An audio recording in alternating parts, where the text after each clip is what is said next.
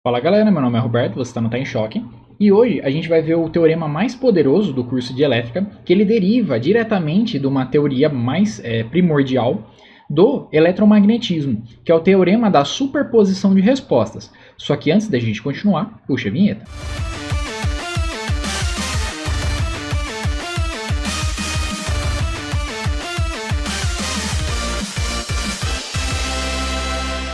A superposição de respostas, ela é o nosso trunfo final.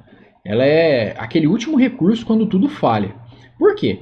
Se eu estiver fazendo uma análise com frequência fixa, ou seja, as minhas fontes elas não ficam variando os valores dela com o tempo, ou seja, minha tensão ela não fica oscilando, o valor de corrente não fica oscilando com o tempo, então eu posso aplicar as correntes de malha ou as tensões nodais para resolver o circuito. Se eu tiver várias fontes no circuito e elas estiverem na mesma frequência, também ainda é válido, porque é como se eu tivesse ponto a ponto analisando elas no mesmo tempo, no mesmo instante de tempo.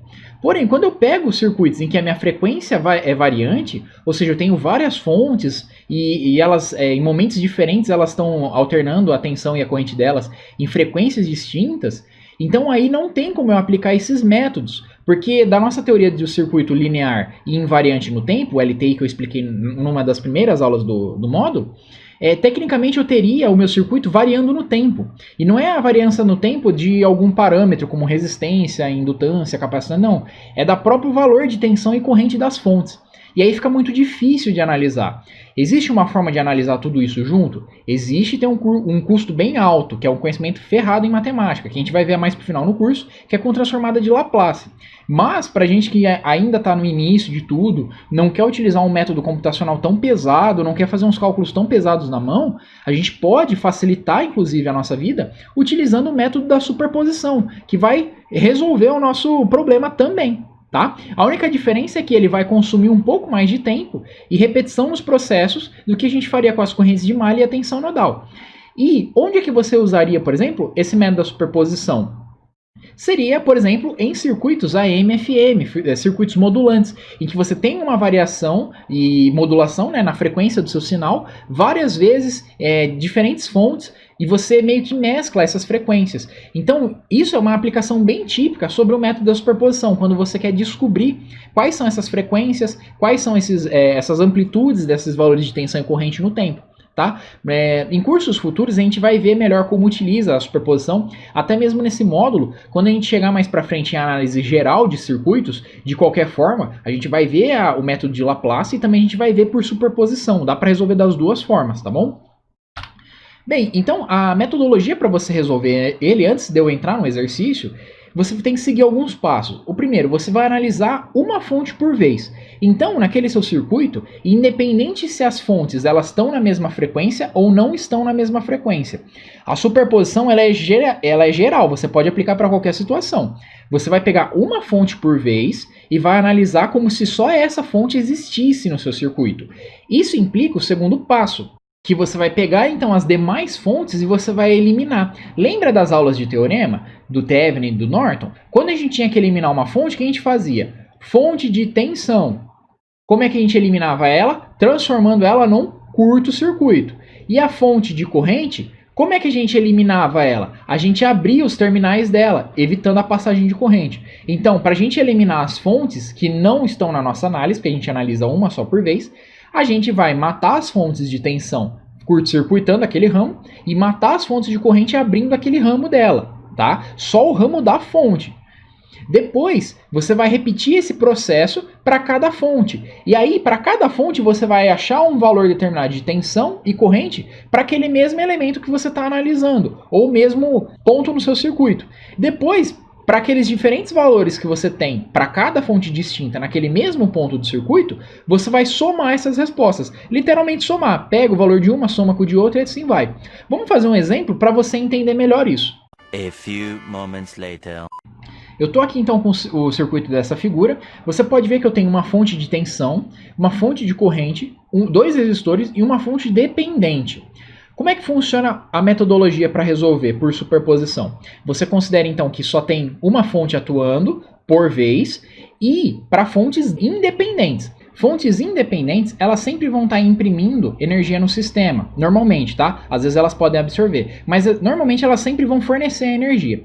As fontes dependentes, por sua vez, elas dependem de outros parâmetros e elas, como a gente vai ver em circuitos eletrônicos, são uma representação de um equivalente de outro circuito. Então, elas não geram, elas não fornecem energia ao bel prazer, elas dependem de um outro parâmetro. Então, diretamente, elas não atuam no circuito, porque elas precisam de algum outro parâmetro, de algum outro elemento. Então, meio que elas são fontes, só que para a nossa análise de superposição, é como se elas não influenciassem. Então, você sempre vai fazer o método da superposição aplicando para fontes independentes. Então é interessante que você redesenhe o circuito para cada situação. Vamos considerar então a situação que eu vou estar primeiro analisando a tensão de 25 volts. Isso significa o quê? Que eu tenho que matar essa fonte aqui de 5 amperes. Como é que eu faço? Eu removo ela do circuito. Então, com o poder mágico da edição, vou deixar ela aqui de canto. Então vai ser essa análise que a gente vai fazer.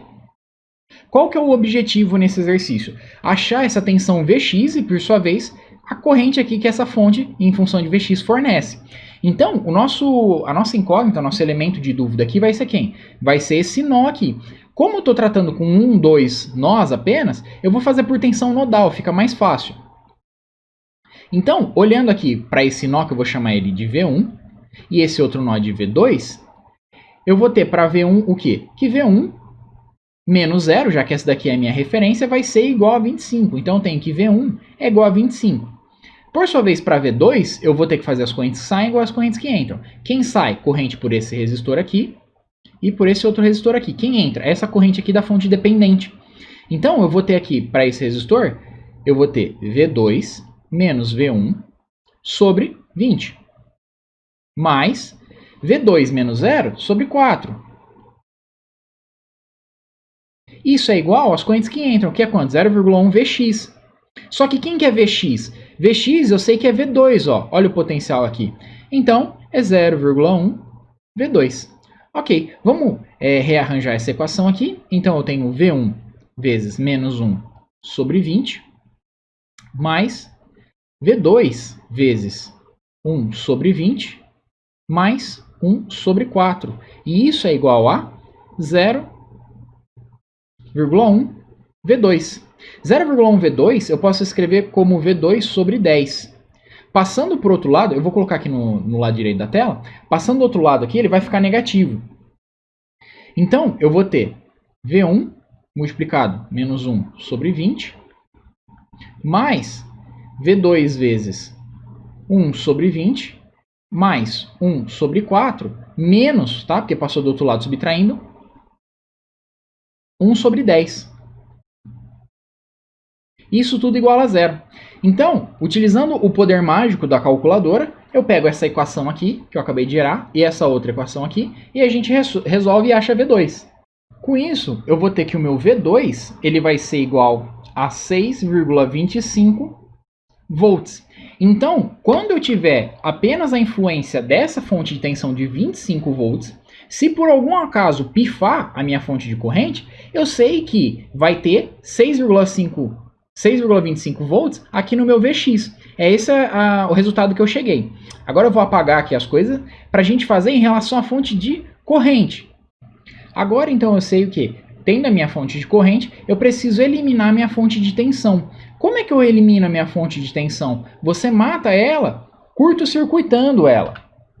Porque uma vez que você curto-circuita a fonte, você eleva o potencial você acaba com a diferença de potencial. Ambos vão ter os dois polos vão ter o mesmo potencial. Então você troca aqui por o quê? Por um curto. E agora a gente só vai ter a influência da fonte de 5 amperes. A gente continua com a mesma análise. Vx é igual a V2, tem o meu nó V1. Só que nesse caso, como você curto-circuitou, onde é que está o meu V1? Opa, ele é o GND também. Então o meu V1 ele vale agora quanto? Ele vale 0 volts, tá? Então o que eu preciso achar aqui agora? Eu preciso achar o meu V2. Olhando aqui, eu vou ter o quê? Correntes que entram é igual a correntes que saem. Quem sai? Sai corrente por aqui, sai corrente por aqui. Então tem que V2 menos 0 sobre 20, mais V2 menos 0 sobre 4, é igual às correntes que entram, que é 5 dessa fonte, mais 0,1 V2. Ok? Ok. Agora, como isso daqui é uma equação única simples, vou jogar na calculadora para resolver e eu vou obter o nosso valor de V2, caso só a fonte de 5 amperes estivesse operando. Com isso, eu obtenho que a minha tensão V2, dado só pela influência da minha fonte de corrente, é de 25 volts. Beleza, e aqui conclusão que a gente chega? Opa, se eu só tivesse a fonte de tensão, a minha tensão no meu nó aqui 2, que é o Vx, ia ser de 6,25.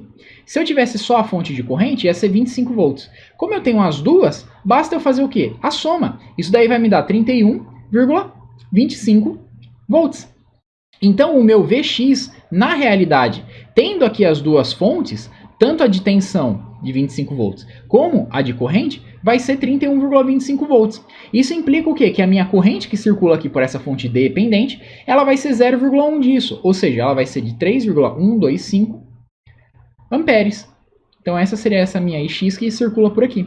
Então olha que interessante, apesar de nesse exemplo ser um exemplo que está com tudo na mesma frequência, está tudo certinho, bonitinho, se eu tivesse um outro circuito que tivesse com frequências variantes, que ele estivesse atuando em tempos diferentes, aí a minha soma ela não pode ser que nem eu fiz aqui agora, ó, bonitinho assim, um soma com o outro, porque está em corrente contínua. Se eu tivesse uma corrente alternada somada com uma corrente contínua, aí eu tenho o termo aqui em corrente contínua, somado aqui com outro termo em corrente alternada, que é o que a gente vai ver daqui a algumas aulas no nosso curso, tá?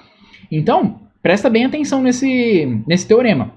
Outra coisa também, cuidado, fontes dependentes, elas não injetam energia no circuito porque elas querem, elas dependem de um outro parâmetro. Então, se elas são dependentes, eu não posso aplicar o método da superposição, porque o método da superposição ele calcula a influência independente de cada fonte, entende? Por isso, quando tiver método da superposição para fontes dependentes, você não elimina elas, pelo contrário, você mantém elas no circuito. As únicas que você vai eliminando são as fontes independentes, tá bom? Bem, eu espero ter ajudado vocês nessa aula hoje. Qualquer dúvida vocês deixam no comentário, deixa o seu like se você gostou, curta a nossa página no Facebook, dá uma olhadinha no nosso blog, também tem muita coisa bacana, e compartilha aí com seus amigos, tá? Ajuda bastante o canal. Muito obrigado, até a próxima aula.